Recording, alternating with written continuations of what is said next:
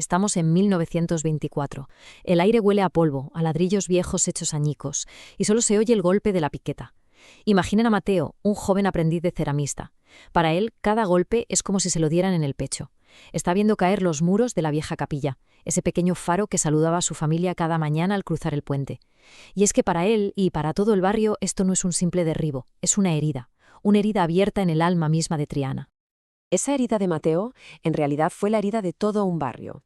Y esta es la historia de cómo consiguieron sanarla. No vamos a hablar de una catedral gigantesca, ¿no? Vamos a contar la historia de una capilla diminuta que contiene el alma entera de Triana.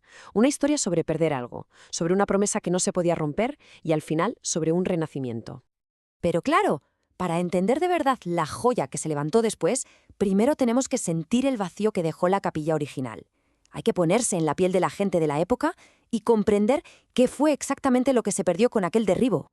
A ver, la cronología es clave aquí. Todo empieza en el siglo XIX con la capilla original, pero llega 1924 y con la excusa del progreso la tiran abajo. Y entonces se hace el silencio. 4 años de silencio, 4 años en los que cada persona de Triana que cruzaba el puente sentía un hueco, no solo físico, sino en el alma. Hasta que por fin, en 1928, esa promesa se hizo ladrillo. Es que ese vacío físico y emocional fue tremendo. No era solo un edificio, nos damos cuenta, era el punto de referencia, el lugar donde generaciones y generaciones se santiguaban casi sin pensar al pasar el río. Era una parte de su vida, de su identidad, que de un día para otro desapareció. Se la habían arrebatado. Pero aquí viene lo increíble de esta historia. Triana no se resignó, ni mucho menos. La respuesta del barrio fue una exigencia poderosa y sobre todo unida. La reacción fue inmediata y unánime. Todo el pueblo de Triana, desde los alfareros en sus talleres hasta los marineros del río, alzaron la voz. Y ojo, no pedían, no, exigían. Fue un acto de pura resistencia colectiva, una forma de decir que su fe y sus símbolos no se borraban así como así por mucho progreso que llegara. Claro, una misión de este calibre necesitaba a alguien a la altura, y el elegido fue Aníbal González, nada menos, el genio que ya estaba dándole la vuelta a Sevilla para la exposición del 29.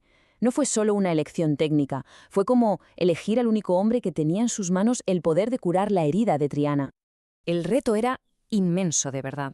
¿Cómo levantas una obra maestra en un trocito de tierra tan pequeño y tan complicado justo en la boca del puente? Pues la solución de Aníbal González fue, sencillamente, una genialidad. Aníbal González resolvió el problema con una inteligencia brutal. Descompuso el edificio en 3 volúmenes, 3 piezas clave: un cuerpo principal cilíndrico para el culto, que nos recuerda a los templos más antiguos, una torre octogonal, altísima y esbelta, que se levanta como un faro, y una pequeña pieza rectangular que une todo, magistral. Una solución perfecta para un espacio mínimo. Y claro, con una forma tan original, la gente no tardó en buscarle un nombre. Por ese parecido que tiene con un antiguo encendedor de mecha, empezaron a llamarla, con muchísimo cariño, el mechero. Un apodo que demuestra que la gente la hizo suya desde el primer momento.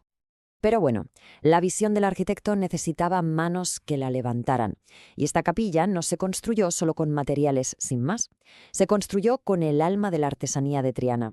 Si lo vemos desde la perspectiva de nuestro joven aprendiz, Mateo, cada pieza que se colocaba tenía un significado especial. El ladrillo tallado, la cerámica vidriada, no eran simples adornos. Eran el espíritu de todo un barrio hecho materia, un homenaje a sus oficios de toda la vida. Es que fue un verdadero esfuerzo de toda la comunidad. Fijaos, el maestro Emilio García García se encargó de la espectacular cerámica de fuera.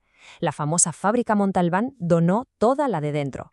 Y para rematar, para sellar ese pacto con el barrio, se incluyó a las santas Justa y Rufina, las patronas de los alfareros. La capilla y la esencia de Triana unidas para siempre. Una vez terminada, la capilla era mucho más que un edificio bonito. Estaba destinada a ser exactamente lo que su torre prometía: una guía, un faro, pero un faro para el alma. Y aquí es donde entra el concepto de Stella Maris, la Virgen como esa estrella que guía a los marineros en la oscuridad. La capilla se pensó como un faro mariano, un faro de fe para todos los que navegaban el Guadalquivir, un guiño moderno a la histórica Sevilla portuaria. Y para esto, Aníbal González tuvo una idea fascinante: la transparencia litúrgica.